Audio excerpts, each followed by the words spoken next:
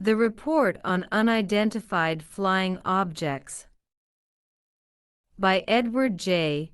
Ruppelt, former head of the Air Force Project Blue Book.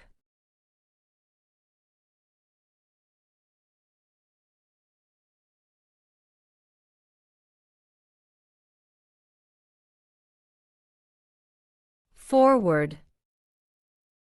This is a book about unidentified flying objects, UFOs, flying saucers. It is actually more than a book.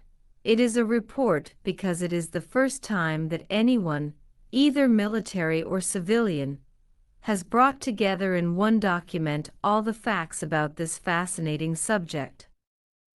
With the exception of the style, this report is written exactly the way I would have written it had I been officially asked to do so while I was Chief of the Air Force's Project for Investigating UFO Reports, Project Blue Book.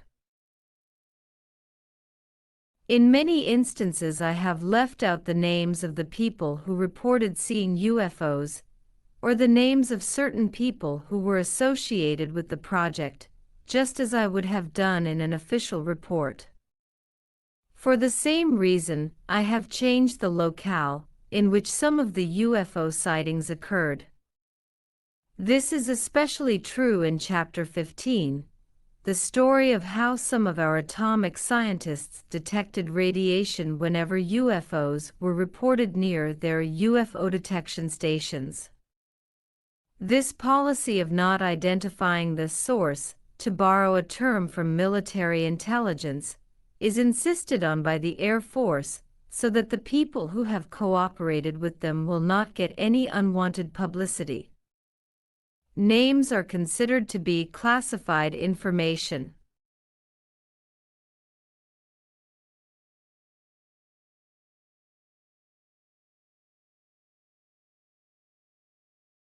But the greatest care has been taken to make sure that the omission of names and changes in locale has in no way altered the basic facts, because this report is based on the facts, all of the facts. Nothing of significance has been left out. It was only after considerable deliberation that I put this report together, because it had to be told accurately, with no holds barred. I finally decided to do it for two reasons. First, there is worldwide interest in flying saucers. People want to know the facts. But more often than not, these facts have been obscured by secrecy and confusion, a situation that has led to wild speculation on one end of the scale and an almost dangerously blase attitude on the other. It is only when all of the facts are laid out that a correct evaluation can be made. Second, after spending 2 years investigating and analyzing UFO reports, after talking to the people who have seen UFOs, industrialists, pilots, engineers, generals, and just the plain men on the street, and after discussing the subject with many very capable scientists, I felt that I was in a position to be able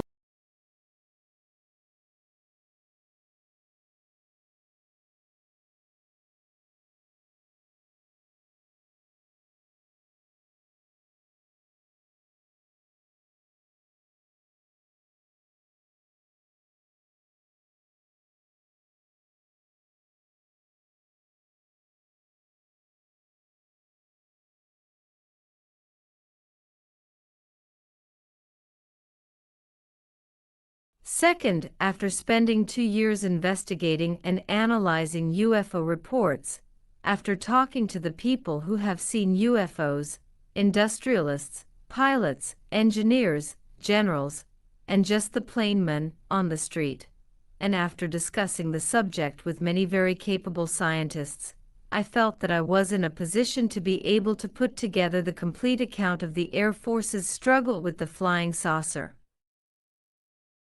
The report has been difficult to write because it involves something that doesn't officially exist.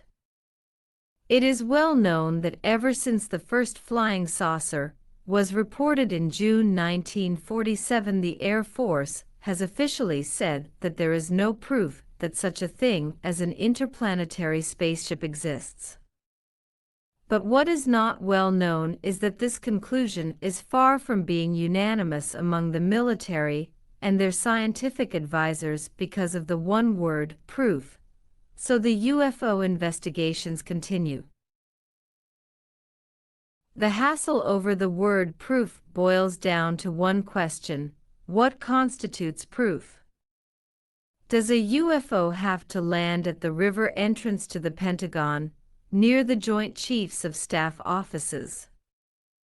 Or is it proof when a ground radar station detects a UFO, sends a jet to intercept it, the jet pilot sees it, and locks on with his radar, only to have the UFO streak away at a phenomenal speed? Is it proof when a jet pilot fires at a UFO and sticks to his story even under the threat of court-martial? Does this constitute proof? The at times hotly debated answer to this question may be the answer to the question, do the UFOs really exist? I'll give you the facts, all of the facts, you decide. July 1955, E. J. Ruppelt.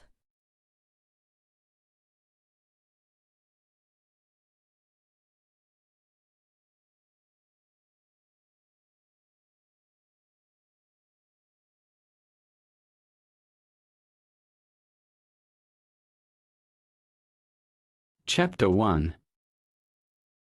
Project Blue Book and the UFO Story. In the summer of 1952, a United States Air Force F-86 jet interceptor shot at a flying saucer. This fact, like so many others that make up the full flying saucer story, has never before been told. I know the full story about flying saucers, and I know that it has never before been told because I organized and was chief of the Air Force's Project Blue Book, the special project set up to investigate and analyze unidentified flying object, or UFO, reports.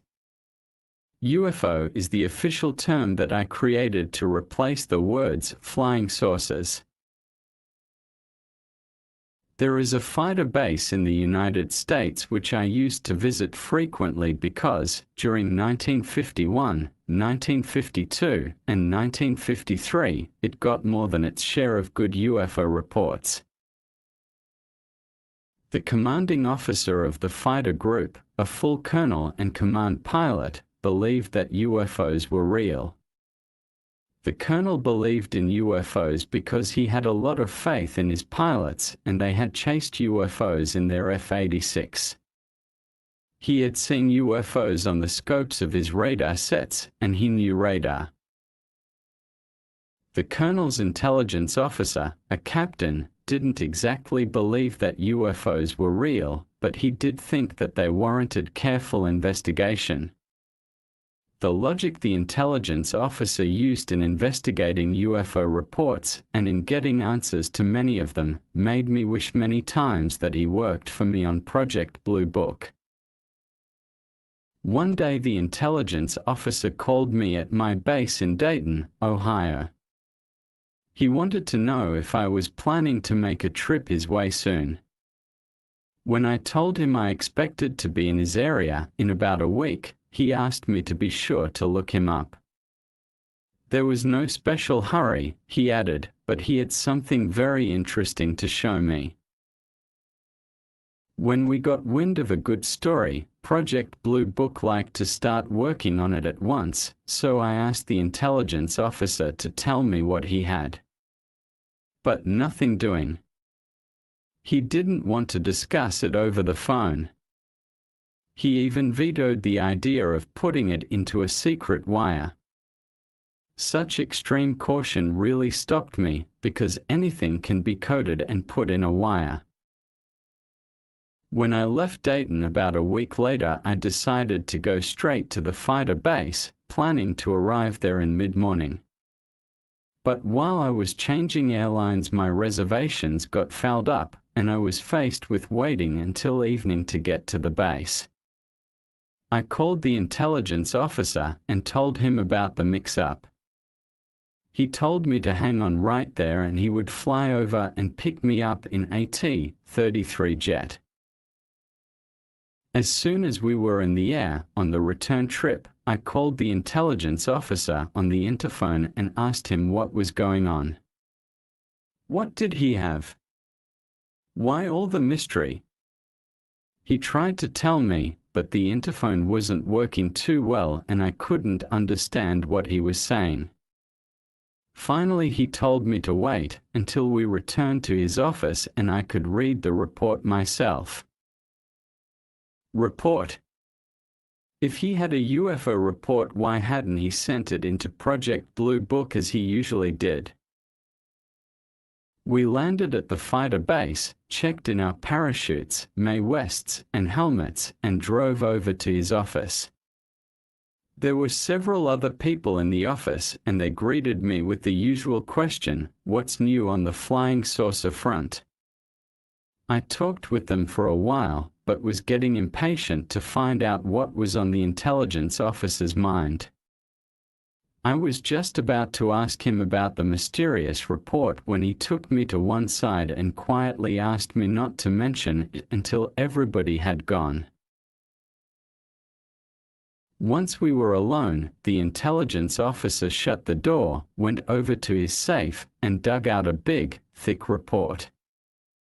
It was the standard Air Force reporting form that is used for all intelligence reports, including UFO reports. The intelligence officer told me that this was the only existing copy. He said that he had been told to destroy all copies, but had saved one for me to read.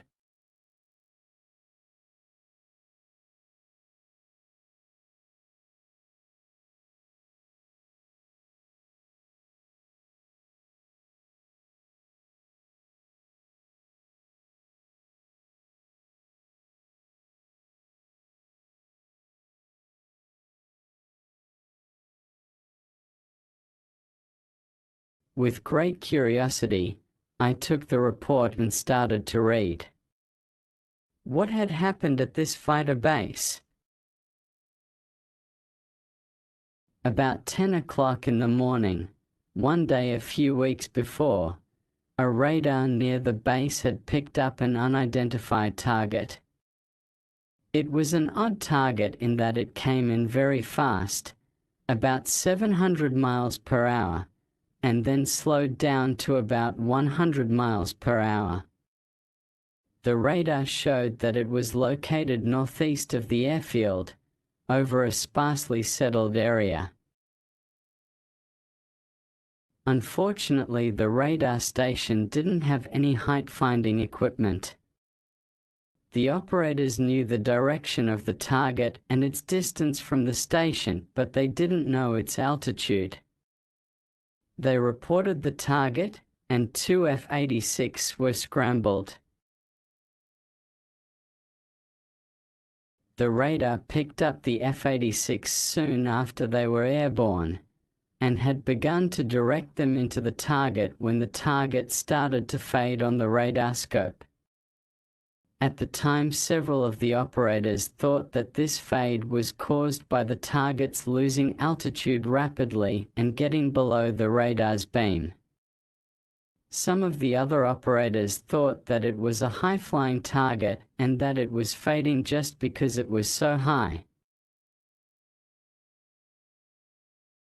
In the debate which followed, the proponents of the high-flying theory won out, and the F-86 were told to go up to 40,000 feet. But before the aircraft could get to that altitude, the target had been completely lost on the radar scope. The F-86 continued to search the area at 40,000 feet, but could see nothing. After a few minutes, the aircraft ground controller called the F-86 and told one to come down to 20,000 feet, the other to 5,000 feet, and continue the search. The two jets made a quick letdown, with one pilot stopping at 20,000 feet and the other heading for the deck. The second pilot, who was going down to 5,000 feet, was just beginning to pull out when he noticed a flash below and ahead of him. He flattened out his dive a little and headed toward the spot where he had seen the light. As he closed on the spot, he suddenly noticed what he first thought was a weather balloon. A few seconds later, he realized that it couldn't be a balloon because it was staying ahead of him. Quite an achievement for a balloon, since he had built up a lot of speed in his dive and now was flying almost straight and level at 3,000 feet and was traveling at the Mach. Again, the pilot pushed the nose of the F-86 down and started after the object. He closed fairly fast, until he came to within an estimated 1,000 yards. Now he could get a good look at the object. Although it had looked like a balloon from above, a closer view showed that it was definitely round and flat, saucer-shaped. The pilot described it as being like a donut without a hole.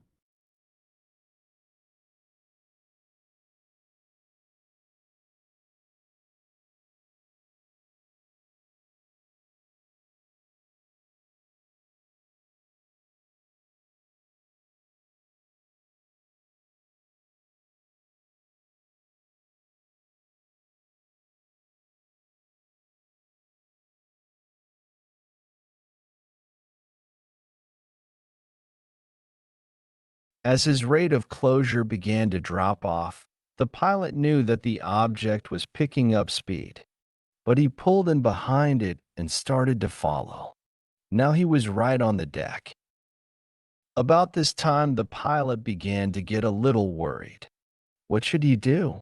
He tried to call his buddy, who was flying above him somewhere in the area at 20,000 feet. He called 2 or 3 times but could get no answer. Next, he tried to call the ground controller, but he was too low for his radio to carry that far. Once more, he tried his buddy at 20,000 feet, but again, no luck. By now, he had been following the object for about 2 minutes, and during this time had closed the gap between them to approximately 500 yards. But this was only momentary. Suddenly, the object began to pull away. Slowly at first, then faster. The pilot, realizing that he couldn't catch it, wondered what to do next. When the object traveled out about 1,000 yards, the pilot suddenly made up his mind. He did the only thing that he could do to stop the UFO. It was like a David about to do battle with a Goliath, but he had to take a chance. Quickly charging his guns, he started shooting. A moment later, the object pulled up into a climb, and in a few seconds it was gone. The pilot climbed to 10,000 feet, called the other F-86, and now was able to contact his buddy. They joined up and went back to their base. As soon as he had landed and parked, the F-86 pilot went into operations to tell his story to his squadron commander. The mere fact that he had fired his guns was enough to require a detailed report as a matter of routine. But the circumstances under which the guns actually were fired created a major disturbance at the fighter base that day. After the squadron commander had heard his pilot's story, he called the group commander, the colonel, and the intelligence officer. They heard the pilot's story. For some obscure reason, there was a personality clash, the intelligence officer's term, between the pilot and the squadron commander. This was obvious, according to the report I was reading, because the squadron commander immediately began to tear the story apart and accuse the pilot of cracking up or of just shooting his guns for the hell of it and using the wild story as a cover-up. Other pilots in the squadron, friends of the accused pilot, including the intelligence officer and a flight surgeon, were called in to testify. All of these men were aware of the fact that in certain instances a pilot can flip for no good reason, but none of them said that he had noticed any symptoms of mental crack-up in the unhappy pilot. None, except the squadron commander. He kept pounding home his idea that the pilot was psycho and used a few examples of what the report called minor incidents to justify his stand. Finally, the pilot who had been flying with the accused man was called in. He said that he had been monitoring the tactical radio channel, but that he hadn't heard any calls from his buddies low, flying F-86. The squadron commander triumphantly jumped on this point, but the accused pilot tended to refute it by admitting he was so jumpy that he might not have been on the right channel. But when he was asked if he had checked or changed channels after he had lost the object and before he had finally contacted the other F-86, he couldn't remember. So ended the pilot's story and his interrogation. The intelligence officer wrote up his report of a UFO sighting, but at the last minute, just before sending it, he was told to hold it back. He was a little unhappy about this turn of events, so he went in to see why the group commander had decided to delay sending the report to Project Blue Book. They talked over the possible reactions to the report. If it went out, it would cause a lot of excitement, maybe unnecessarily. Yet, if the pilot actually had seen what he claimed, it was vitally important to get the report into ATIC immediately. The group commander said that he would make his decision after a talk with his executive officer. They decided not to send the report and ordered it destroyed. When I finished reading, the intelligence officer's first comment was, "What do you think?" Since the evaluation of the report seemed to hinge upon conflicts between personalities I didn't know, I could venture no opinion, except that the incident made up the most fascinating UFO report I'd ever seen. So I batted the intelligence officer's question back to him. "I know the people involved," he replied, "and I don't think the pilot was nuts. I can't give you the report, because Colonel told me to destroy it, but I did think you should know about it." Later, he burned the report.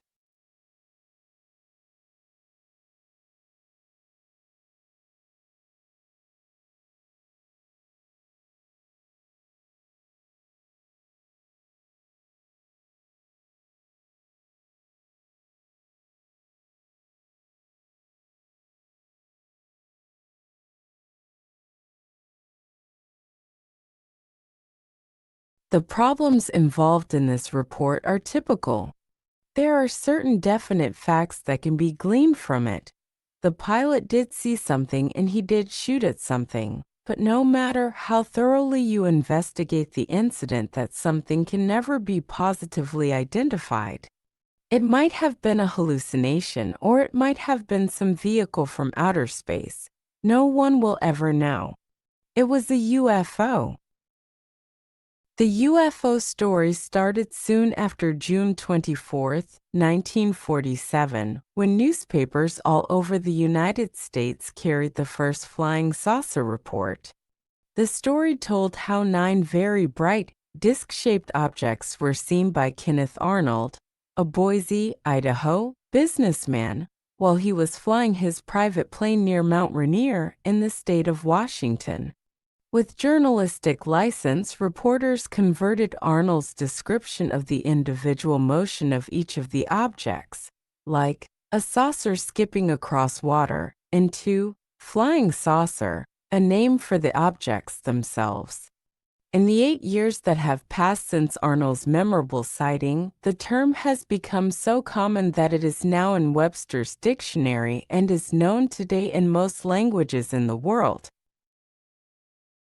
For a while after the Arnold sighting, the term flying saucer was used to describe all disc-shaped objects that were seen flashing through the sky at fantastic speeds. Before long, reports were made of objects other than discs, and these were also called flying saucers. Today, the words are popularly applied to anything seen in the sky that cannot be identified as a common, everyday object. Thus, a flying saucer can be a formation of lights, a single light, a sphere, or any other shape, and it can be any color. Performance-wise, flying saucers can hover, go fast or slow, go high or low, turn 90-degree corners, or disappear almost instantaneously. Obviously, the term flying saucer is misleading when applied to objects of every conceivable shape and performance. For this reason, the military prefers the more general, if less colorful, name, unidentified flying objects. UFO, pronounced UFO for short. Officially, the military uses the term flying saucer on only 2 occasions. First, in an explanatory sense, as when briefing people who are unacquainted with the term UFO, flying saucers. And second, in a derogatory sense, for purposes of ridicule, as when it is observed, he says he saw a flying saucer.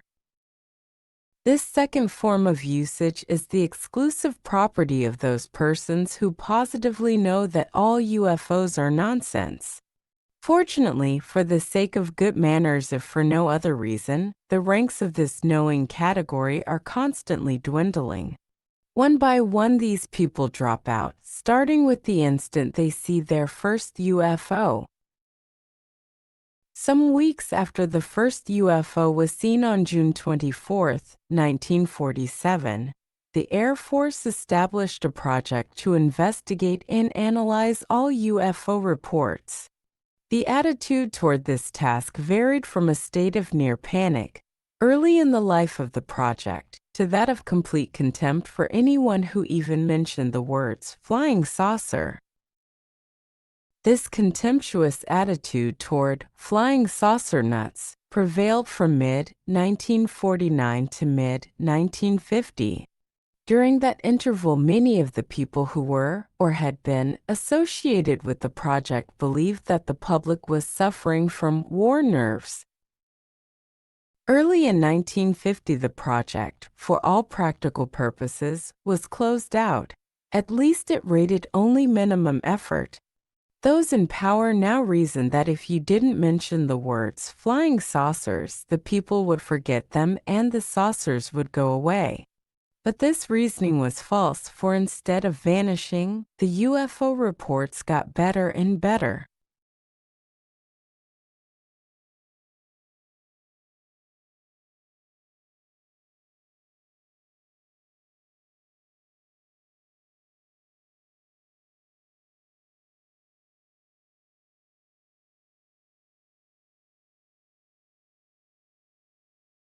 Airline pilots, military pilots, generals, scientists, and dozens of other people were reporting UFOs, and in greater detail than in reports of the past. Radars, which were being built for air defense, began to pick up some very unusual targets, thus lending technical corroboration to the unsubstantiated claims of human observers.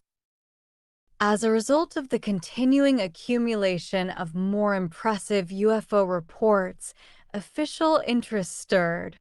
Early in 1951, verbal orders came down from Major General Charles P. Cabell, then Director of Intelligence for Headquarters, U.S. Air Force, to make a study reviewing the UFO situation for Air Force Headquarters. I had been back in the Air Force about 6 months when this happened. during the Second World War I had been a B-29 bombardier and radar operator. I went to India, China, and later to the Pacific with the original B-29 wing. I flew 2 DCFs and some air medals worth of missions, got out of the Air Force after the war, and went back to college. To keep my reserve status while I was in school, I flew as a navigator in an Air Force Reserve Troop Carrier wing. Not long after I received my degree in aeronautical engineering, the Korean War started, and I went back on active duty. I was assigned to the Air Technical Intelligence Center at Wright-Patterson Air Force Base in Dayton, Ohio. A TIC is responsible for keeping track of all foreign aircraft and guided missiles. A TIC also had the UFO project. I had just finished organizing a new intelligence group when General Cabell's order to review past UFO reports came down. Lieutenant Colonel Rosengarten, who received the order at ATC, called me in and wanted to know if I'd take the job of making the review.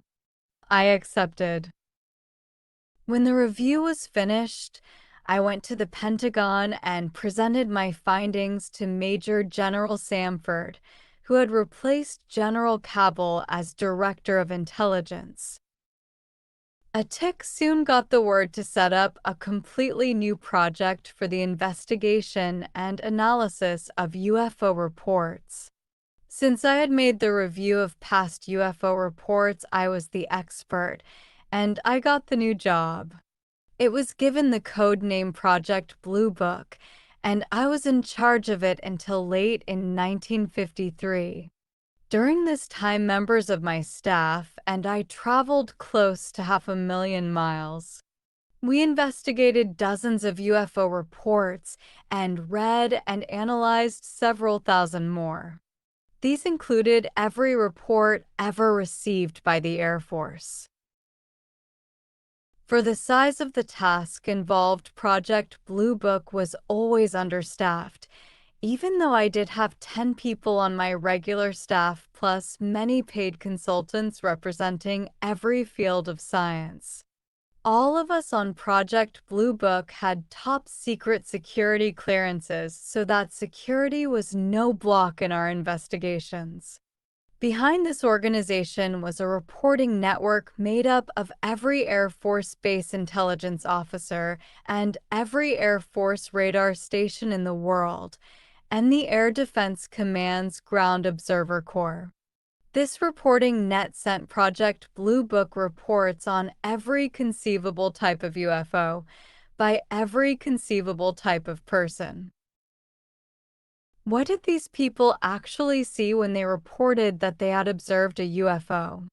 Putting aside truly unidentifiable flying objects for the present, this question has several answers.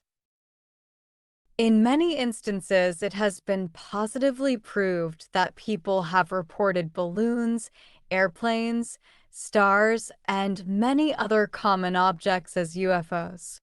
The people who make such reports don't recognize these common objects because something in their surroundings temporarily assumes an unfamiliar appearance.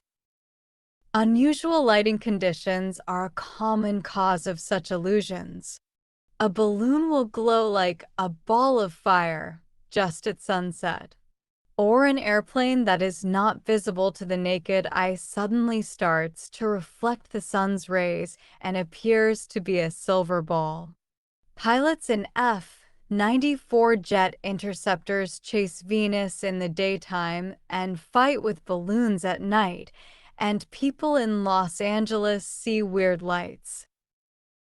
On October 8, 1954, many Los Angeles newspapers and newscasters carried an item about a group of flying saucers, bright lights, flying in AV formation. The lights had been seen from many locations over Southern California. Pilots saw them while bringing their airplanes into Los Angeles International Airport. Air Force pilots flying out of Long Beach saw them. Two CBS reporters in Hollywood gave an eyewitness account, and countless people called police and civil defense officials. All of them excitedly reported lights they could not identify. The next day, the Air Force identified the UFOs. They were Air Force airplanes, KC-97 aerial tankers, refueling B-47 jet bombers in flight.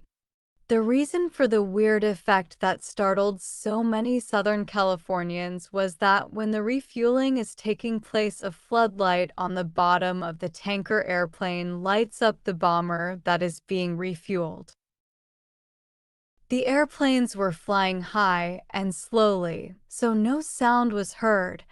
Only the bright floodlights could be seen. Since most people, even other pilots, have never seen a night aerial refueling operation and could not identify the odd lights they saw, the lights became UFOs. In other instances, common everyday objects look like UFOs because of some odd quirk in the human mind.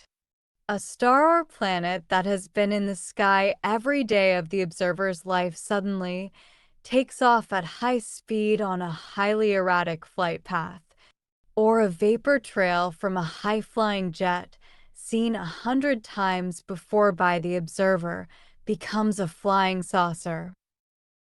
Some psychologists explain such aberrations as being akin to the crowd behavior mechanism at work in the bobby socks craze. Teenagers don't know why they squeal and swoon when their current fetish sways and croons. Yet everybody else is squealing, so they squeal too. Maybe that great comedian Jimmy Durante has the answer. Everybody wants to get into the act. I am convinced that a certain percentage of UFO reports come from people who see flying saucers because others report seeing them. But this will to see may have deeper roots, almost religious implications for some people. Consciously or unconsciously, they want UFOs to be real and to come from outer space. These individuals, frightened perhaps by threats of atomic destruction or lesser fears, who knows what, act as if nothing that men can do can save the earth. Instead, they seek salvation from outer space on the forlorn premise that flying saucer men, by their very existence, are wiser and more advanced than we. Such people may reason that a race of men capable of interplanetary travel have lived well into, or through, an atomic age. They have survived, and they can tell us their secret of survival. Maybe the threat of an atomic war unified their planet and allowed them to divert their war effort to one of social and technical advancement. To such people, a searchlight on a cloud or a bright star is an interplanetary spaceship.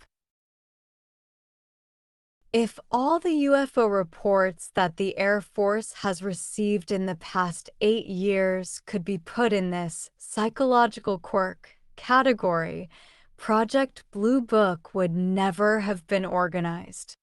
It is another class of reports that causes the Air Force to remain interested in UFOs. This class of reports are called unknowns. In determining the identity of a UFO, the project based its method of operation on a well-known psychological premise. This premise is that to get a reaction from one of the senses, there must be a stimulus.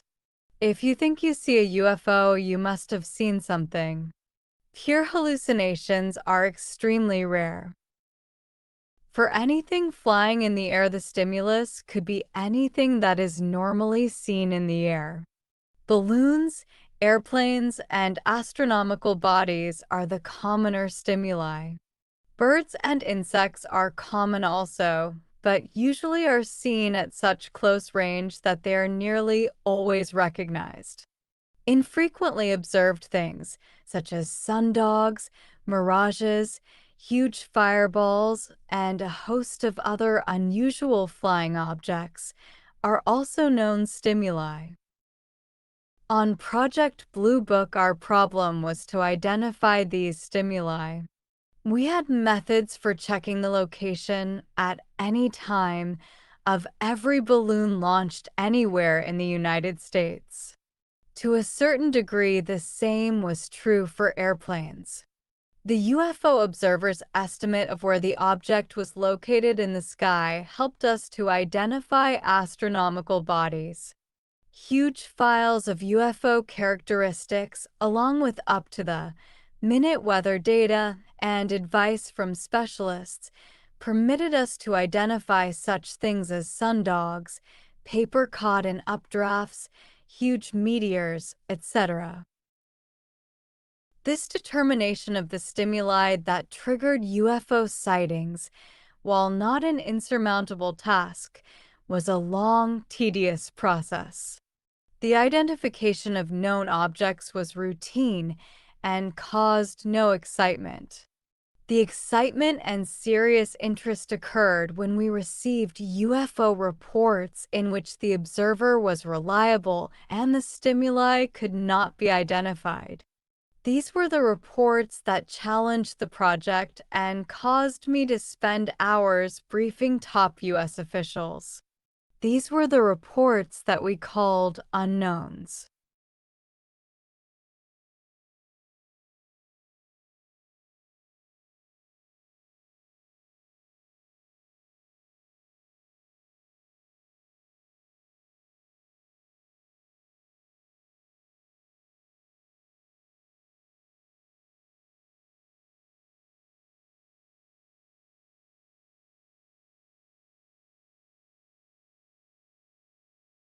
Of the several thousand UFO reports that the Air Force has received since 1947, some 15 to 20% fall into this category called unknown.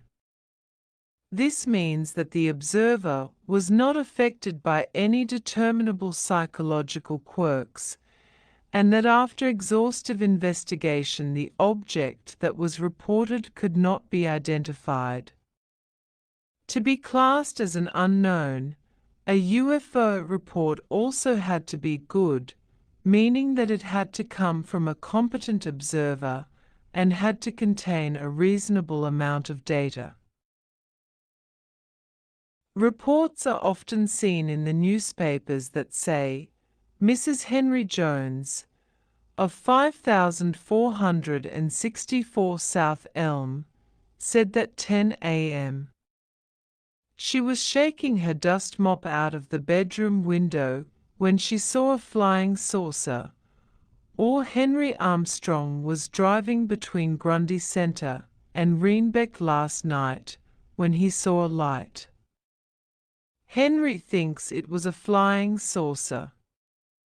This is not a good UFO report.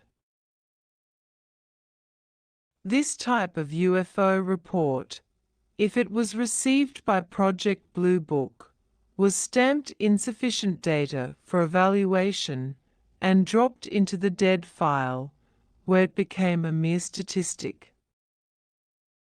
Next to the insufficient data file was a file marked CP.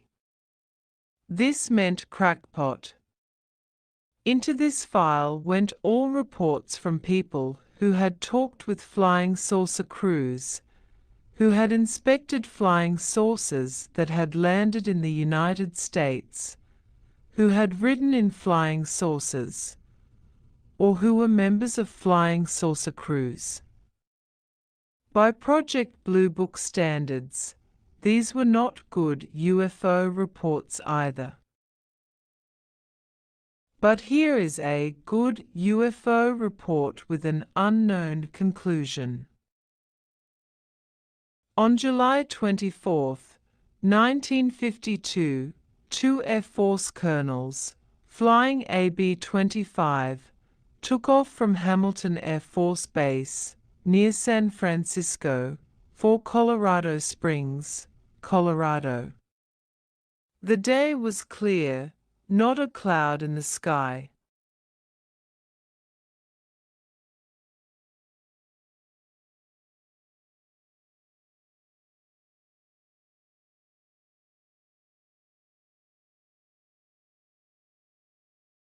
The colonels had crossed the Sierra Nevada between Sacramento and Reno and were flying east at 11,000 feet on Green 3, the aerial highway to Salt Lake City. At 3:40 p.m., they were over the Carson Sink area of Nevada when one of the colonels noticed three objects ahead of them and a little to their right. The objects looked like three F-86 flying a tight V formation. If they were F-86, they should have been lower, according to civil air regulations, but on a clear day some pilots don't watch their altitude too closely. In a matter of seconds, the three aircraft were close enough to the B-25 to be clearly seen. They were not F-86. They were three bright silver, delta wing craft with no tails and no pilot's canopies. The only thing that broke the sharply defined, clean upper surface of the triangular wing was a definite ridge that ran from the nose to the tail.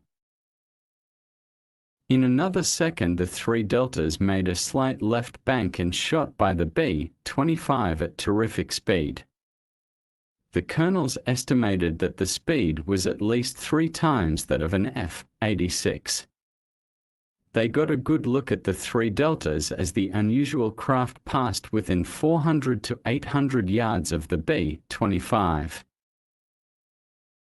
When they landed at Colorado Springs, the two colonels called the intelligence people at Air Defense Command Headquarters to make a UFO report. The suggestion was offered that they might have seen three F-86. The colonels promptly replied that if the objects had been F-86, they would have easily been recognized as such. The colonels knew what F-86 looked like. Air Defense Command relayed the report to Project Blue Book. An investigation was started at once. Flight Service, which clears all military aircraft flights, was contacted and asked about the location of aircraft near the Carson Sink area at 3:40 p.m. They had no record of the presence of aircraft in that area. Since the colonels had mentioned delta wing aircraft, and both the Air Force and the Navy had a few of this type, we double-checked. The Navy's deltas were all on the East Coast, at least all of the silver ones were. A few deltas painted the traditional navy blue were on the West Coast, but not near Carson Sink. The Air Force's one delta was temporarily grounded. Since balloons once in a while can appear to have an odd shape, all balloon flights were checked for both standard weather balloons and the big 100-foot diameter research balloons. Nothing was found. A quick check on the two colonels revealed that both of them were command pilots and that each had several thousand hours of flying time. They were stationed at the Pentagon.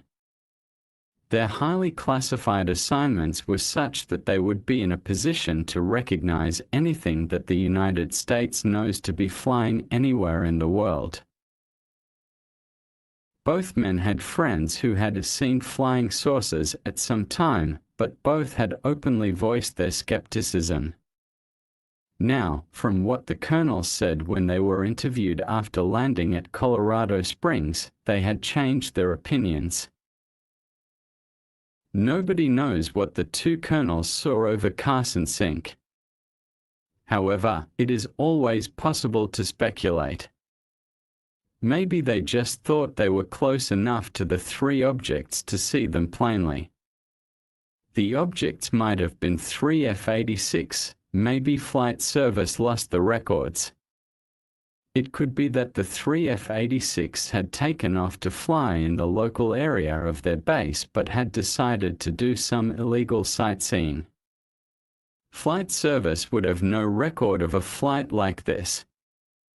Maybe both of the colonels had hallucinations. There is a certain mathematical probability that any one of the above speculative answers is correct for this one case. If you try this type of speculation on hundreds of sightings with unknown answers, the probability that the speculative answers are correct rapidly approaches zero. Maybe the colonels actually did see what they thought they did, a type of craft completely foreign to them.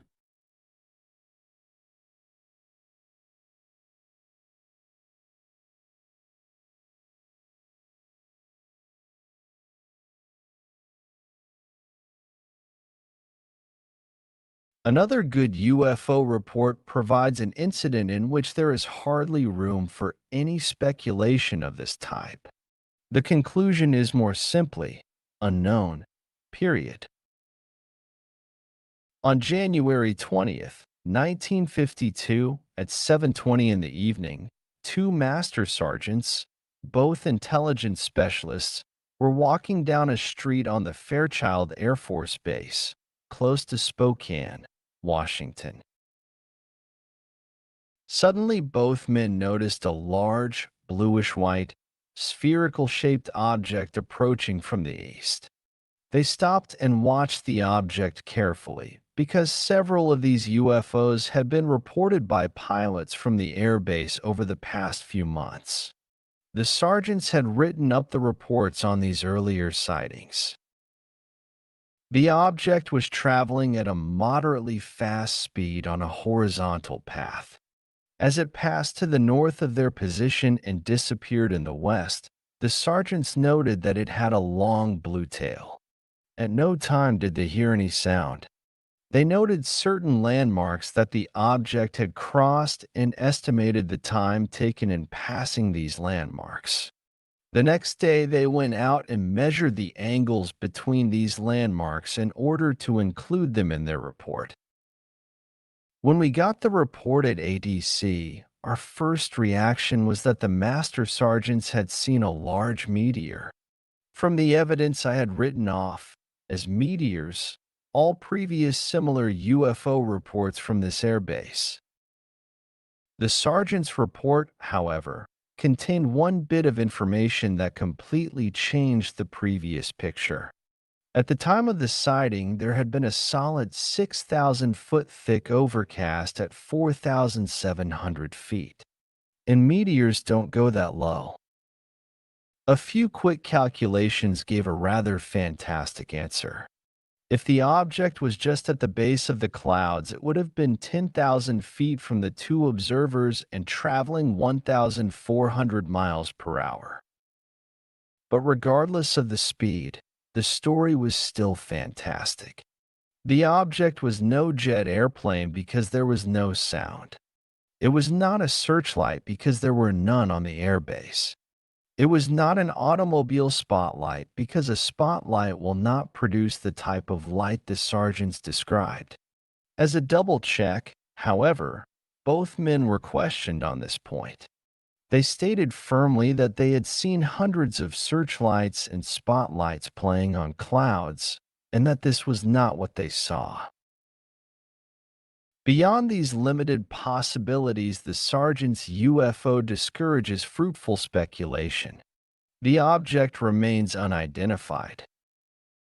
The UFO reports made by the two colonels and the two master sergeants are typical of hundreds of other good UFO reports which carry the verdict, conclusion unknown. Some of these UFO reports have been publicized, but many have not. Very little information pertaining to UFOs was withheld from the press, if the press knew of the occurrence of specific sightings. Our policy on releasing information was to answer only direct questions from the press. If the press didn't know about a given UFO incident, they naturally couldn't ask questions about it. Consequently, such stories were never released. In other instances, when the particulars of a UFO sighting were released, they were only the bare facts about what was reported. Any additional information that might have been developed during later investigations and analyses was not released. There is a great deal of interest in UFOs, and the interest shows no signs of diminishing. Since the first flying saucer skipped across the sky in the summer of 1947, thousands of words on this subject have appeared in every newspaper and most magazines in the United States. During a 6-month period in 1952 alone, 148 of the nation's leading newspapers carried a total of over 16,000 items about flying saucers. During July 1952, reports of flying saucers sighted over Washington, D.C., cheated the Democratic National Convention out of precious headline space. The subject of flying saucers, which has generated more unscientific behavior than any other topic of modern times, has been debated at the meetings of professional scientific societies, causing scientific tempers to flare where unemotional objectivity is supposed to reign supreme. Yet these thousands of written words and millions of spoken words, all attesting to the general interest, have generated more heat than light. Out of this avalanche of print and talk, the full, factual, true story of UFOs has emerged only on rare occasions. The general public, for its interest in UFOs, has been paid off in misinformation. Many civilian groups must have sensed this, for while I was chief of Project Blue Book, I had dozens of requests to speak on the subject of UFOs. These civilian requests had to be turned down because of security regulations. I did give many official briefings, however, behind closed doors, to certain groups associated with the government, all of them upon request.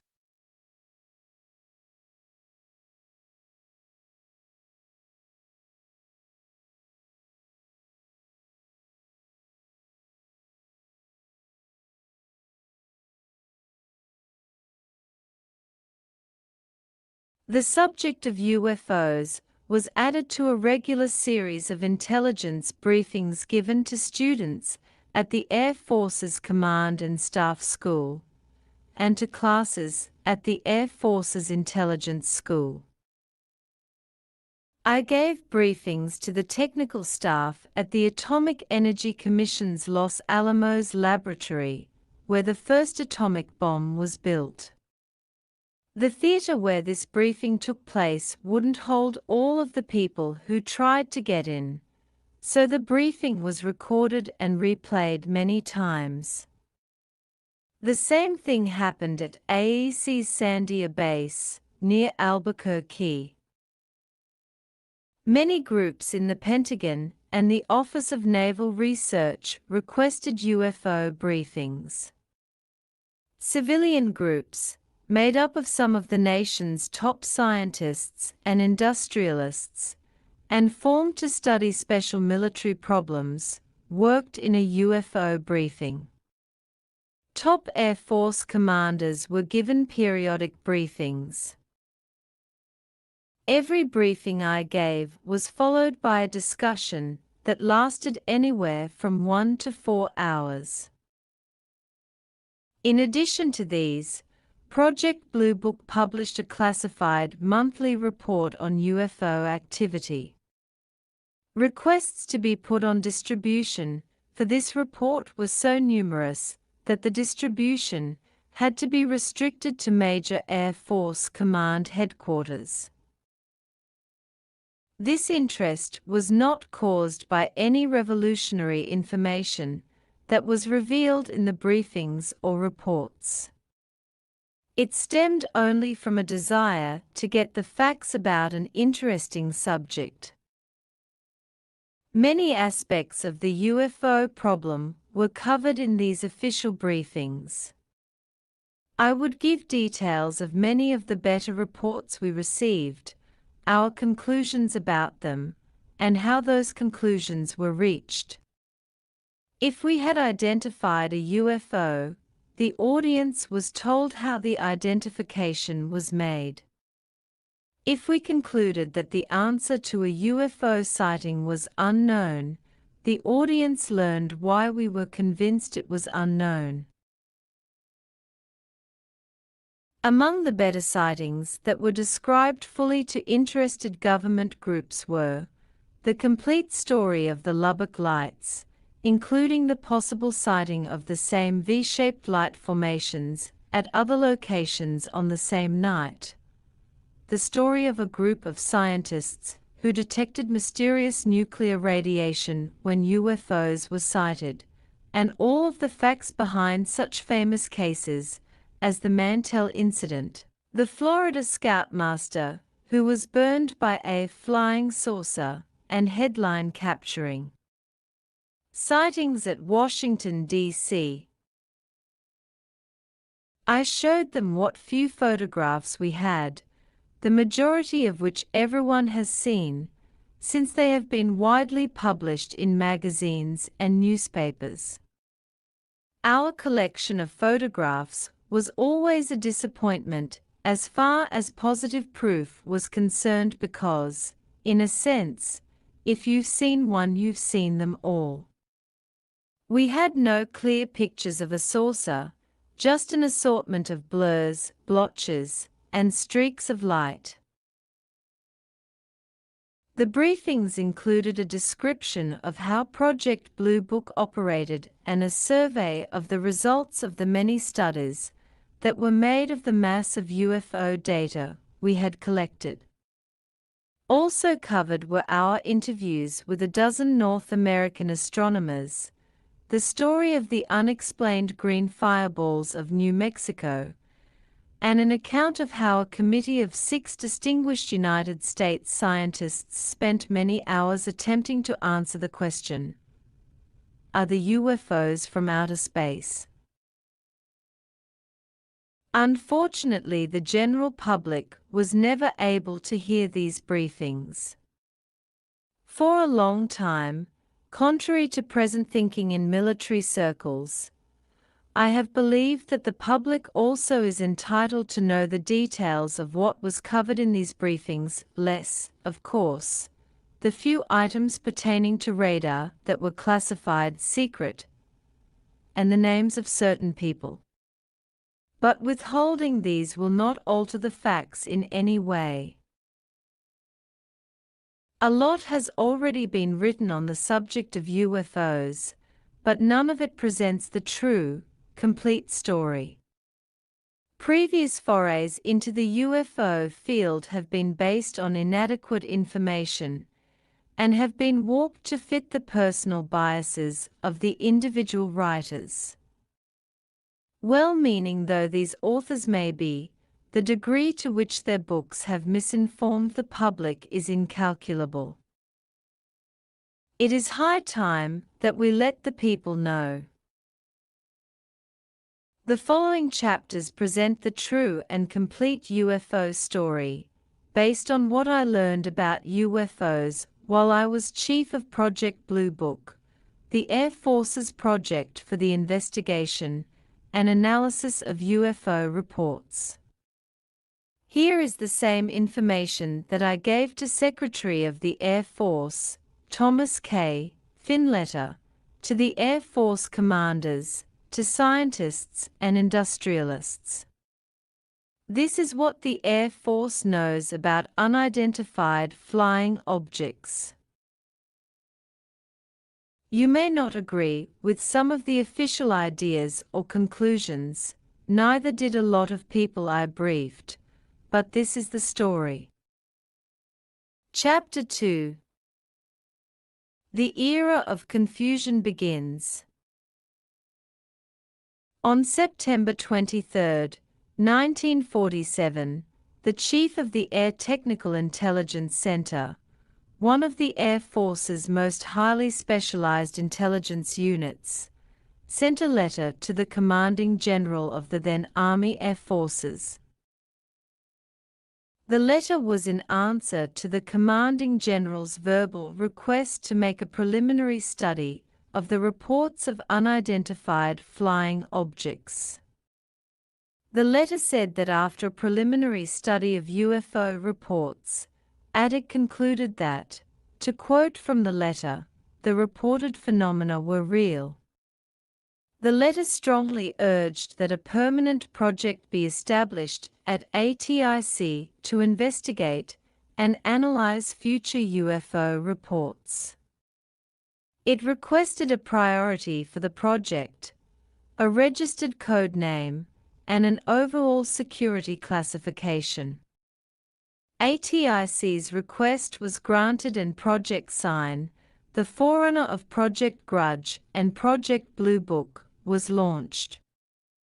It was given a 2A priority, 1A being the highest priority an Air Force project could have. With this, the Air Force dipped into the most prolonged and widespread controversy it has ever, or may ever, encounter. The Air Force grabbed the proverbial bear by the tail, and to this day it hasn't been able to let loose. The letter to the commanding general of the Army Air Forces from the chief of ATIC had used the word phenomena. History has shown that this was not a too well-chosen word. But on September 23, 1947, when the letter was written, ATIC's intelligence specialists were confident that within a few months, or a year, they would have the answer to the question, what are UFOs? The question, do UFOs exist, was never mentioned. The only problem that confronted the people at ATIC were the UFOs of Russian or interplanetary origin. Either case called for a serious, secrecy-shrouded project. Only top people at ATIC were assigned to Project Sign. Although a formal project for UFO investigation wasn't set up until September 1947, the Air Force had been vitally interested in UFO reports ever since June 24, 1947, the day Kenneth Arnold made the original UFO report. As Arnold's story of what he saw that day has been handed down by the bards of sorcerism, the true facts have been warped, twisted, and changed. Even some points in Arnold's own account of his sighting as published in his book, The Coming of the Saucers, do not jibe with what the official files say he told the Air Force in 1947. Since this incident was the original UFO sighting, I used to get many inquiries about it from the press and at briefings. To get the true and accurate story of what did happen to Kenneth Arnold on June 24, 1947, I had to go back through old newspaper files, official reports, and talk to people who had worked on Project Sign. By cross-checking these data and talking to people who had heard Arnold tell about his UFO sighting soon after it happened, I finally came up with what I believe is the accurate story. Arnold had taken off from Chehalis, Washington, intending to fly to Yakima, Washington.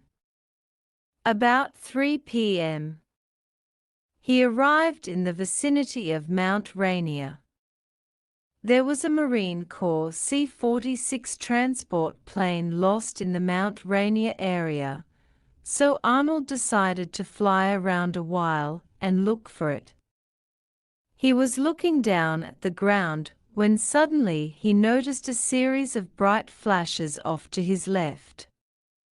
He looked for the source of the flashes and saw a string of 9 very bright disc-shaped objects, which he estimated to be 45 to 50 feet in length. They were traveling from north to south across the nose of his airplane. They were flying in a reversed echelon, i.e., lead object high with the rest step down, and as they flew along they weaved in and out between the mountain peaks, once passing behind one of the peaks. Each individual object had a skipping motion described by Arnold as a saucer skipping across water. During the time that the objects were in sight, Arnold had clocked their speed. He had marked his position and their position on the map and again noted the time.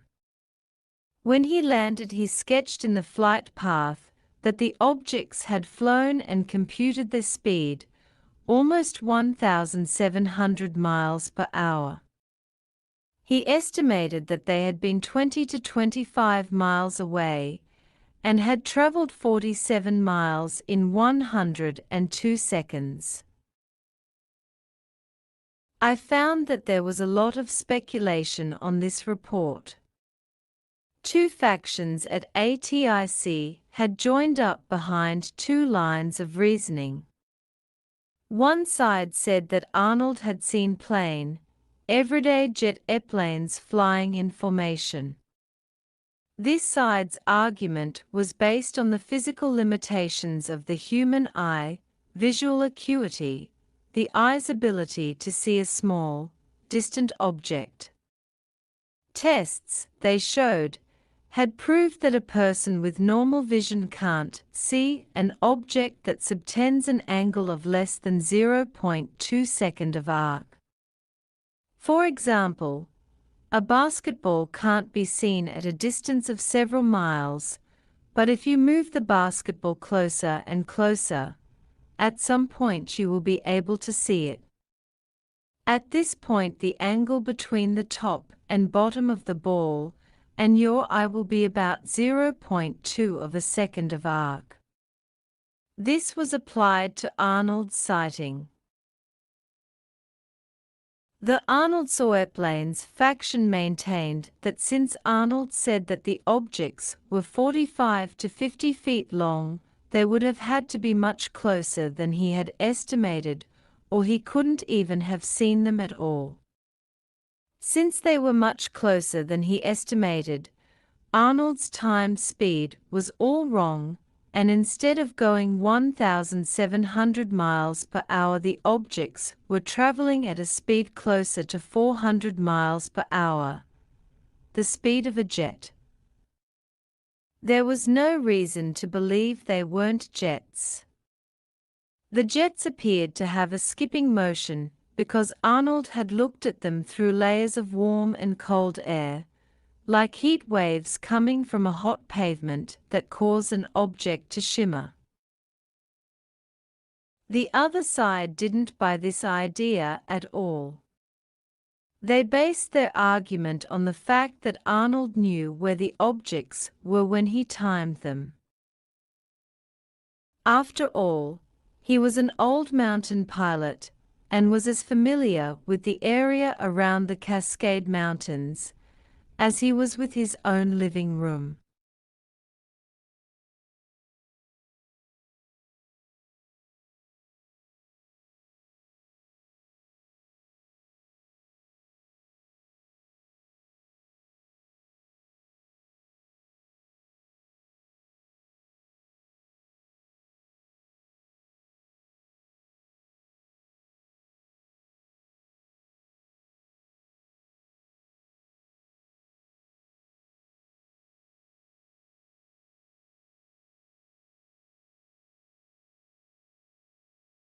To cinch this point, the fact that the object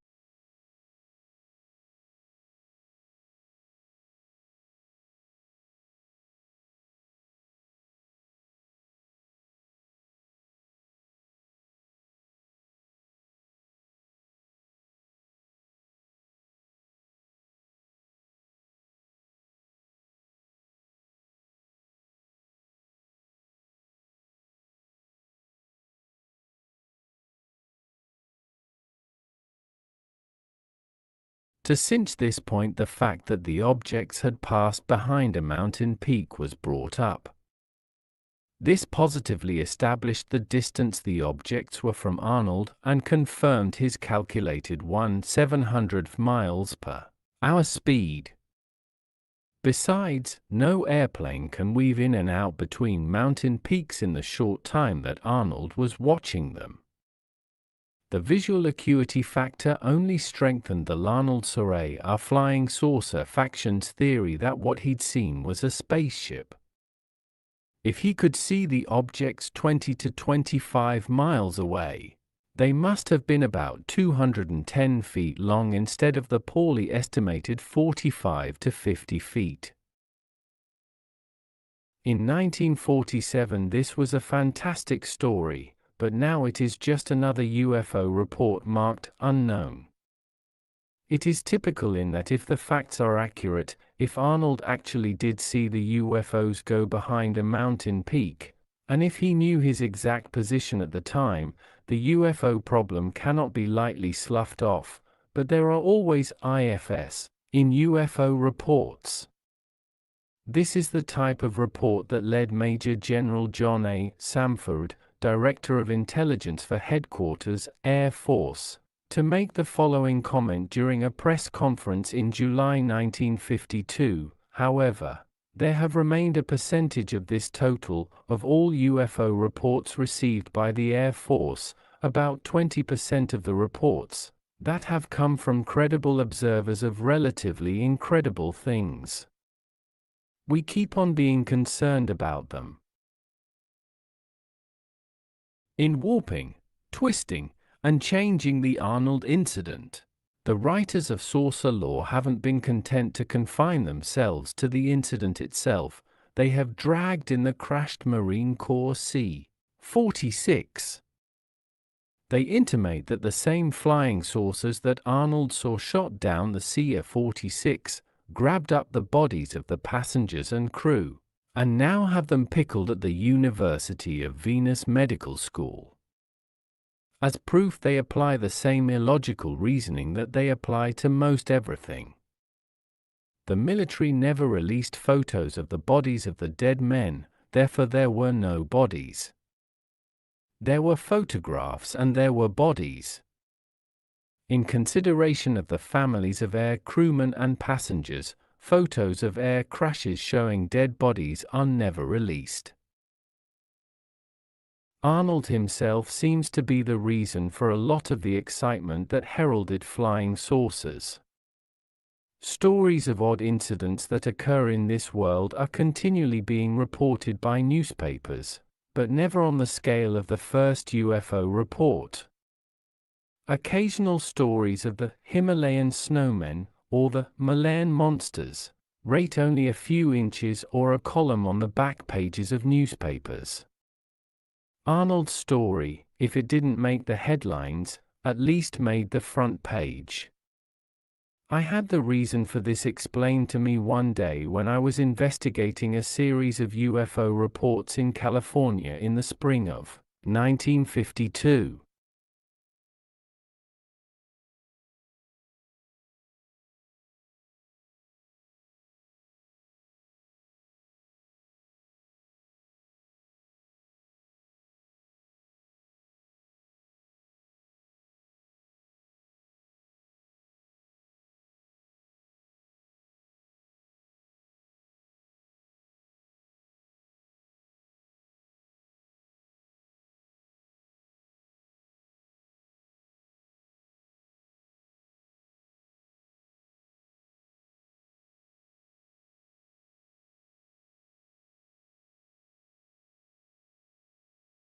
I was making my headquarters at an air base where a fighter bomber wing was stationed. Through a mutual friend I met one of the fighter bomber pilots who had known Arnold. In civilian life, the pilot was a newspaper reporter and had worked on the original Arnold story. He told me that when the story first broke, all the newspaper editors in the area were thoroughly convinced that the incident was a hoax, and that they intended to write the story as such. The more they dug into the facts, however, and into Arnold's reputation, the more it appeared that he was telling the truth.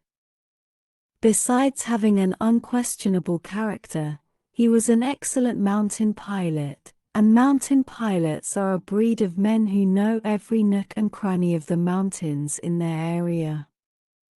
The most fantastic part of Arnold's story had been the 700 miles per hour speed computed from Arnold's timing the objects between two landmarks.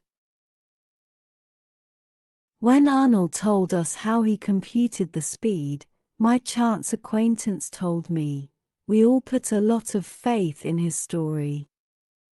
He went on to say that when the editors found out that they were wrong about the hoax, they did a complete about-face, and were very much impressed by the story. This enthusiasm spread, and since the Air Force so quickly denied ownership of the objects, all of the facts built up into a story so unique that papers all over the world gave it front-page space. There was an old theory that maybe Arnold had seen wind whipping snow along the mountain ridges, so I asked about this. I got a flat impossible. My expert on the early Arnold era said, I've lived in the Pacific Northwest many years and have flown in the area for hundreds of hours. It's impossible to get powder snow low in the mountains in June. Personally, I believe Arnold saw some kind of aircraft and they weren't from this earth. He went on to tell me about two other very similar sightings that had happened the day after Arnold saw the 9 discs. He knew the people who made these sightings and said that they weren't the kind to go off half-cocked. He offered to get a T6 and fly me up to Boise to talk to them since they had never made a report to the military, but I had to return to Dayton so I declined. Within a few days of Arnold's sighting, others began to come in. On June 28, an Air Force pilot in an F-51 was flying near Lake Mead, Nevada, when he saw a formation of 5 or 6 circular objects off his right wing. This was about 3:15 in the afternoon. That night at 9:20, for Air Force officers, 2 pilots, and 2 intelligence officers from Maxwell AFB in Montgomery, Alabama, saw a bright light traveling across the sky. It was first seen just above the horizon, and as it traveled toward the observers it zigzagged, with bursts of high speed. When it was directly overhead it made a sharp 90-degree turn and was lost from view as it traveled south. Other reports came in.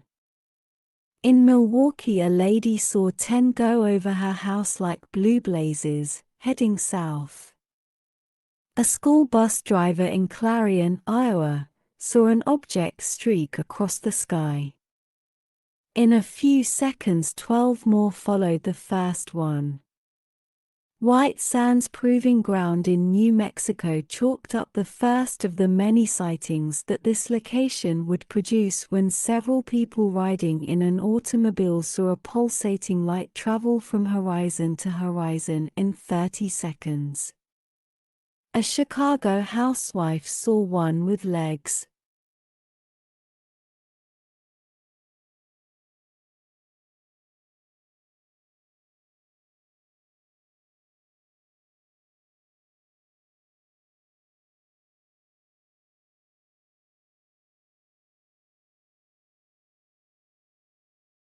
The week of July 4th, 1947, set a record for reports that was not broken until 1952.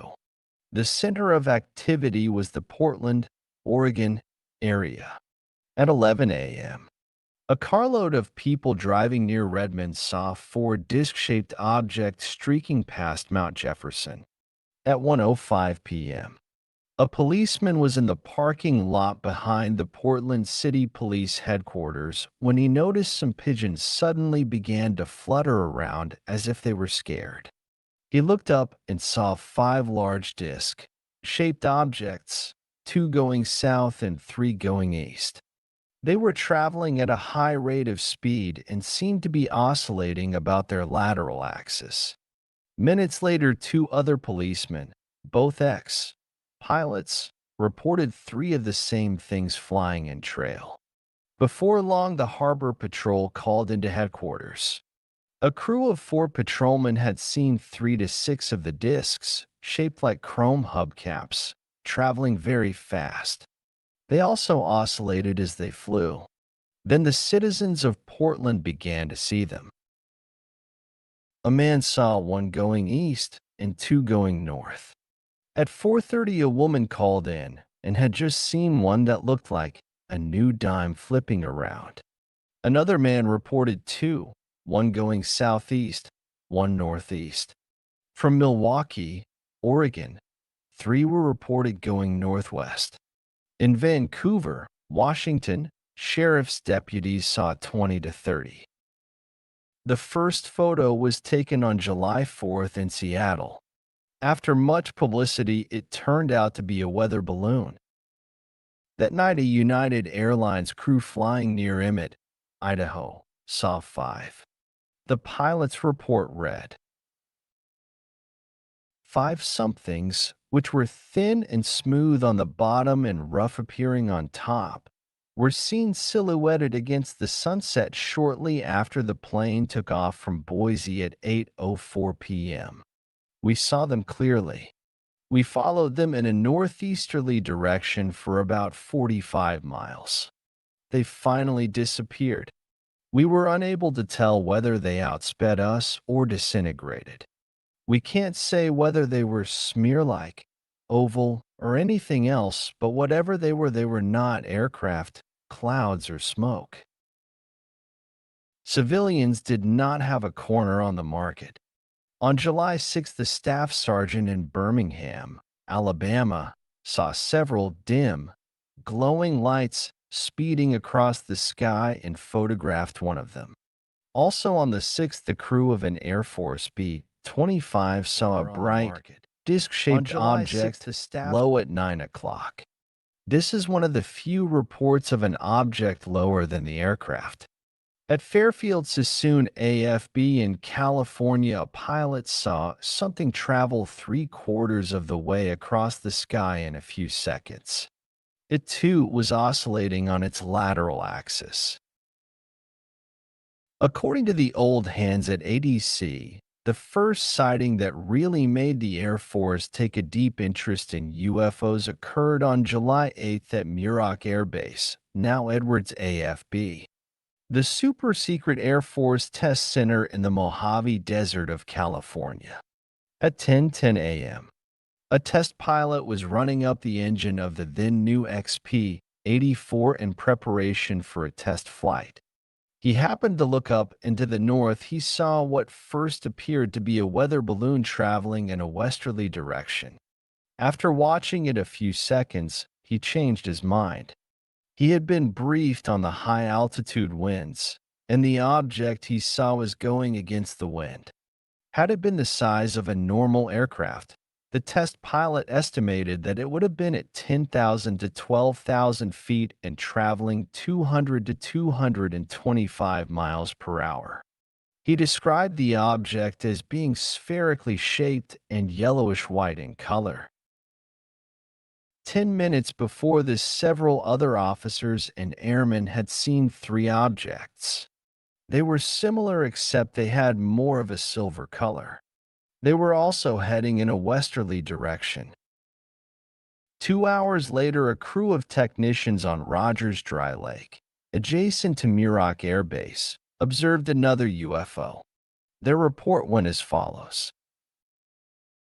On the July 8th, 1947 at 11:50, we were sitting in an observation truck located in area number 3, Rogers Dry Lake. We were gazing upward toward a formation of two P-82s and an A-26 aircraft flying at 20,000 feet. They were preparing to carry out a seed ejection experiment. We observed a round object, white aluminum color, which at first resembled a parachute canopy. Our first impression was that a premature ejection of the seat and dummy had occurred, but this was not the case. The object was lower than 20,000 feet and was falling at 3 times the rate observed for the test parachute, which ejected 30 seconds after we first saw the object. As the object fell, it drifted slightly north of due west against the prevailing wind. The speed, horizontal motion, could not be determined, but it appeared to be slower than the maximum velocity F-80 aircraft. As this object descended through a low enough level to permit observation of its lateral silhouette, it presented a distinct oval, shaped outline, with 2 projections on the upper surface which might have been thick fins or knobs. These crossed each other at intervals, suggesting either rotation or oscillation of slow type. No smoke, flames, propeller arcs, engine noise, or other plausible or visible means of propulsion were noted. The color was silver, resembling an aluminum-painted fabric, and did not appear as dense as a parachute canopy. When the object dropped to a level such that it came into line of vision of the mountain tops, it was lost to the vision of the observers. It is estimated that the object was in sight about 90 seconds. Of the 5 people sitting in the observation truck, observed this object. The following is our opinion about this object. It was man-made, as evidenced by the outline and functional appearance. Seeing this was not a hallucination or other fancies of sense. Exactly 4 hours later, the pilot of an F-51 was flying at 20,000 feet about 40 miles south of Muroc Air Base when he sighted a flat object of a light-reflecting nature. He reported that it had no vertical fin or wings. When he first saw it, the object was above him, and he tried to climb up to it, but his F-51 would not climb high enough. All air bases in the area were contacted, but they had no aircraft in the area. By the end of July 1947, the UFO security lid was down tight. The few members of the press who did inquire about what the Air Force was doing got the same treatment that you would get today if you inquired about the number of thermonuclear weapons stockpiled in the U.S.'s atomic arsenal. No one, outside of a few high-ranking officers in the Pentagon, knew what the people in the barbed wire enclosed Quonset huts that housed the Air Technical Intelligence Center were thinking or doing. The memos and correspondence that Project Blue Book inherited from the old UFO projects told the story of the early flying saucer era. These memos and pieces of correspondence showed that the UFO situation was considered to be serious, in fact, very serious. The paperwork of that period also indicated the confusion that surrounded the investigation, confusion almost to the point of panic. The brass wanted an answer, quickly, and people were taking off in all directions. Everyone's theory was as good as the next, and each person with any weight at ATAC was plugging and investigating his own theory. The ideas as to the origin of the UFOs fell into 2 main categories, earthly and non-earthly. In the earthly category, the Russians led, with the U.S. Navy and their XF-5U-1, the Flying Flapjack, pulling a not-too-close second. The desire to cover all leads was graphically pointed up to be a personal handwritten note I found in a file. It was from a TICS chief to a civilian intelligence specialist.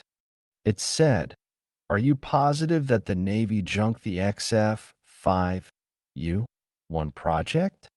The non-earthly category ran the gamut of theories, with space animals trailing interplanetary craft about the same distance the Navy was behind the Russians. This confused speculating lasted only a few weeks. Then the investigation narrowed down to the Soviets and took off on a much more methodical course of action. When World War II ended, the Germans had several radical types of aircraft and guided missiles under development. The majority of these projects were in the most preliminary stages, but they were the only known craft that could even approach the performance of the objects reported by UFO observers. Like the Allies, after World War II, the Soviets had obtained complete sets of data on the latest German developments. This, coupled with rumors that the Soviets were frantically developing the German ideas, caused no small degree of alarm. As more UFOs were observed near the Air Force's Muroc Test Center, the Army's White Sands Proving Ground, and atomic bomb plants, ATIC's efforts became more concentrated. Wires were sent to intelligence agents in Germany requesting that they find out exactly how much progress had been made on the various German projects. The last possibility, of course, was that the Soviets had discovered some completely new aerodynamic concept that would give saucer performance. While ADC technical analysts were scouring the United States for data on the German projects, and the intelligence agents in Germany were seeking out the data they had been asked for, UFO reports continued to flood the country. The Pacific Northwest still led with the most sightings, but every state in the Union was reporting a few flying saucers. At first, there was no coordinated effort to collect data on the UFO reports. Leads would come from radio reports or newspaper items. Military intelligence agencies outside of ATC were hesitant to investigate on their own initiative because, as is so typical of the military, they lacked specific orders. When no orders were forthcoming, they took this to mean that the military had no interest in the UFOs. But before long, this placid attitude changed, and changed drastically. Classified orders came down to investigate all UFO sightings, get every detail, and send it direct to ADIC at Wright Field. The order carried no explanation as to why the information was wanted. This lack of an explanation and the fact that the information was to be sent directly to a high-powered intelligence group within Air Force headquarters stirred the imagination of every potential cloak and dagger man in the military intelligence system. Intelligence people in the field who had previously been free with opinions now clammed up tight. The era of confusion was progressing. Early statements to the press, which shaped the opinion of the public, didn't reduce the confusion factor. While ADEC was grimly expending maximum effort in a serious study, certain high-placed officials were officially chuckling at the mention of UFOs. In July 1947, an international news service wire story quoted the public relations officer at Wright Field as saying, "So far, we haven't found anything to confirm that saucers exist. We don't think they are guided missiles." He went on to say, "As things are now, they appear to be either a phenomenon or a figment of somebody's imagination." A few weeks later, a lieutenant colonel who was assistant to the chief of staff of the 4th Air Force was widely quoted as saying, "There is no basis for belief in flying saucers in the Tacoma area," referring to a UFO sighting in the area of Tacoma, Washington, or any other area. The experts, in their stories of saucer lore, have said that these brush-offs of the UFO sightings were intentional smokescreens to cover the facts by adding confusion. This is not true. It was merely a lack of coordination. But had the Air Force tried to throw up a screen of confusion, they couldn't have done a better job. When the lieutenant colonel from the 4th Air Force made his widely publicized denunciation of saucer believers, he specifically mentioned a UFO report from the Tacoma, Washington area. The report of the investigation of this incident, the Maury Island Mystery, was one of the most detailed reports of the early UFO era. The report that we had in our files had been pieced together by Air Force intelligence and other agencies because the two intelligence officers who started the investigation couldn't finish it. They were dead. For the Air Force, the story started on July 31st, 1947, when Lieutenant Frank Brown, an intelligence agent at Hamilton AFB, California, received a long-distance phone call. The caller was a man whom 111 called Simpson, who had met Brown when Brown investigated an earlier UFO sighting, and he had a hot lead on another UFO incident. He had just talked to two Tacoma Harbor patrolmen. One of them had seen 6 UFOs hover over his patrol boat and spew out chunks of odd metal. Simpson had some of the pieces of the metal. The story sounded good to Lieutenant Brown, so he reported it to his chief. His chief okayed a trip, and within an hour Lieutenant Brown and Captain Davidson were flying to Tacoma in an Air Force B-25. When they arrived, they met Simpson and an airline pilot friend of his in Simpson's hotel room. After the usual round of introductions, Simpson told Brown and Davidson that he had received a letter from a Chicago publisher asking him, Simpson, to investigate this case. The publisher had paid him $200 and wanted an exclusive on the story, but things were getting too hot. Simpson wanted the military to take over. Simpson went on to say that he had heard about the experience off Maury Island, but that he wanted Brown and Davidson to hear it firsthand. He had called the 2 harbor patrolmen, and they were on their way to the hotel.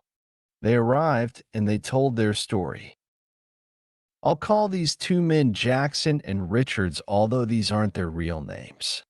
In June 1947, Jackson said his crew, his son, and the son's dog were on his patrol boat patrolling near Maury Island, an island in Puget Sound, about 3 miles from Tacoma. It was a gray day, with a solid cloud decked down at about 2,500 feet. Suddenly, everyone on the boat noticed 6 donut-shaped objects just under the clouds, headed toward the boat. They came closer and closer, and when they were about 500 feet over the boat, they stopped. One of the donut-shaped objects seemed to be in trouble as the other 5 were hovering around it. They were close, and everybody got a good look. The UFOs were about 100 feet in diameter, with the hole in the donut being about 25 feet in diameter. They were a silver color and made absolutely no noise. Each object had large portholes around the edge. As the 5 UFOs circled the 6th, Jackson recalled, one of them came in and appeared to make contact with the disabled craft. The 2 objects maintained contact for a few minutes, then began to separate. While this was going on, Jackson was taking photos. Just as they began to separate, there was a dull thud, and the next second the UFO began to spew out sheets of very light metal from the hole in the center. As these were fluttering to the water, the UFO began to throw out a harder, rock-like material. Some of it landed on the beach of Maury Island. Jackson took his crew and headed toward the beach of Maury Island, but not before the boat was damaged. His son's arm had been injured, and the dog killed. As they reached the island, they looked up and saw that the UFOs were leaving the area at high speed. The harbor patrolman went on to tell how he scooped up several chunks of the metal from the beach and boarded the patrol boat.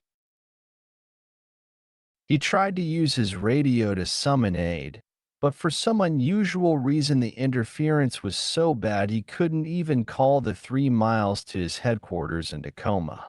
When they docked at Tacoma, Jackson got first aid for his son and then reported to his superior officer, Richards, who, Jackson added to his story, didn't believe the tale. He didn't believe it until he went out to the island himself and saw the metal. Jackson's trouble wasn't over.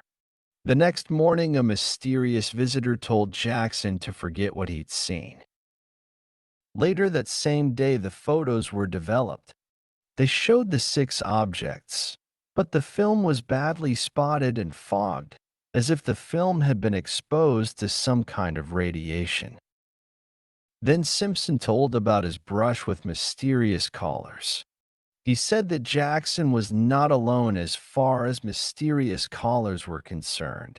The Tacoma newspapers had been getting calls from an anonymous tipster telling exactly what was going on in Simpson's hotel room.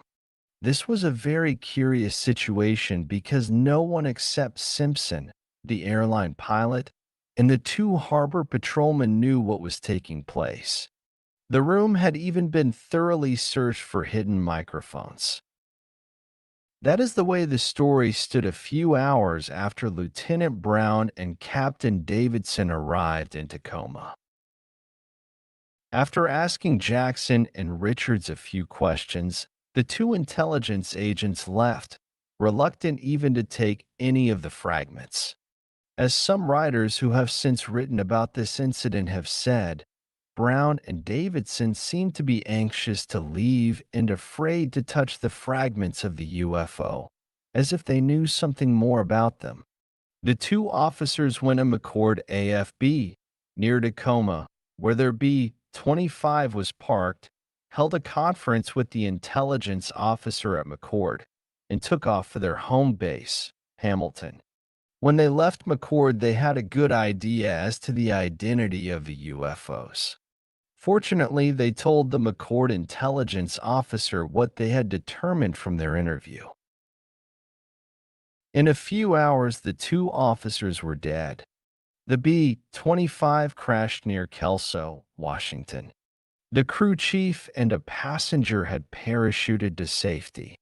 The newspapers hinted that the airplane was sabotaged and that it was carrying highly classified material.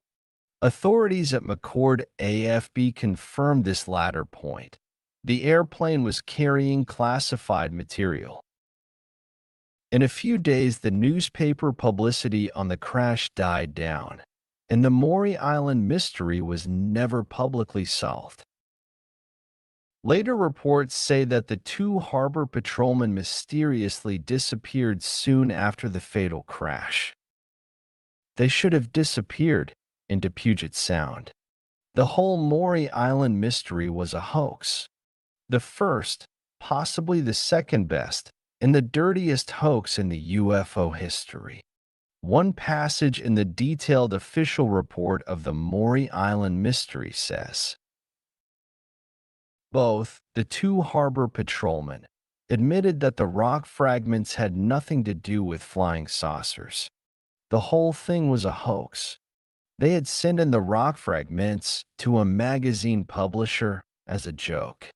One of the patrolmen wrote to the publisher, stating that the rock could have been part of a flying saucer. He had said the rock came from a flying saucer because that's what the publisher wanted him to say.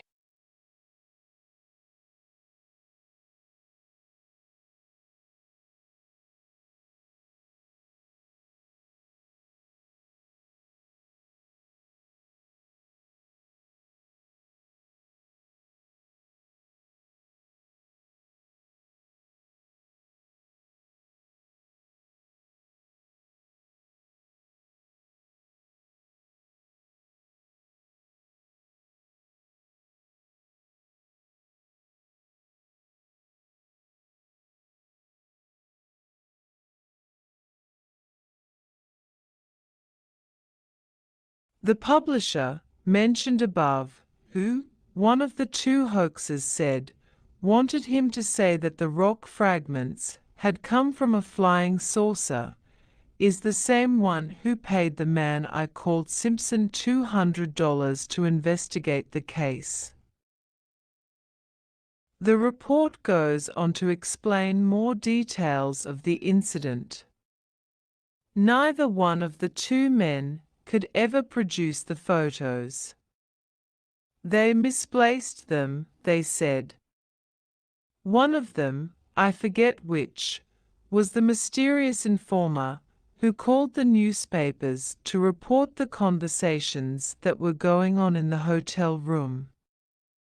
Jackson's mysterious visitor didn't exist. Neither of the men was a harbor patrolman. They merely owned a couple of beat-up old boats that they used to salvage floating lumber from Puget Sound.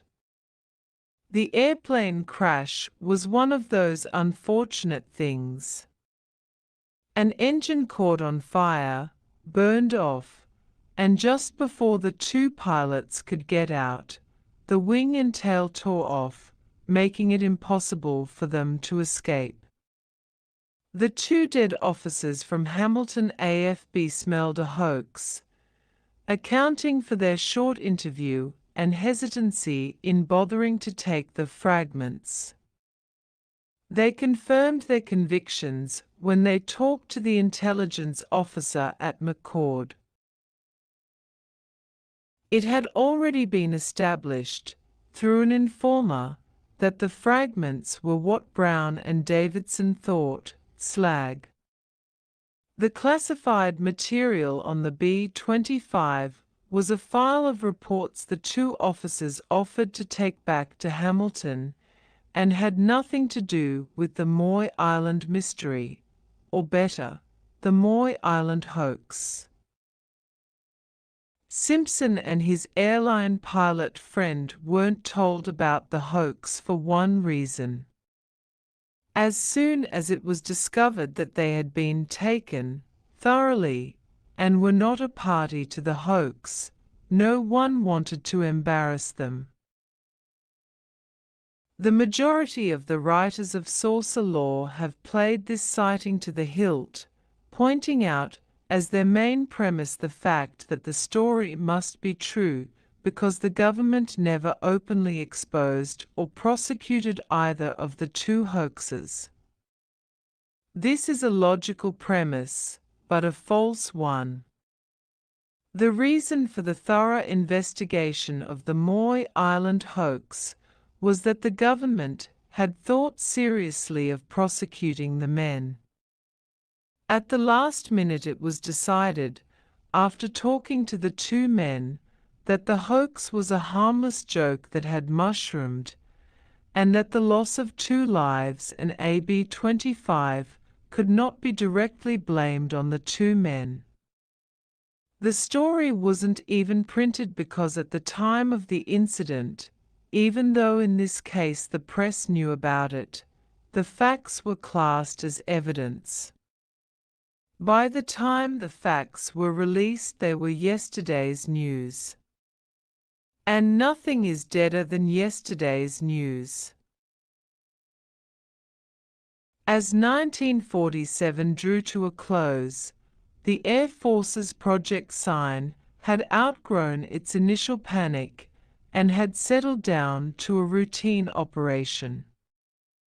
Every intelligence report dealing with the Germans' World War II aeronautical research had been studied to find out if the Russians could have developed any of the late German designs into flying saucers.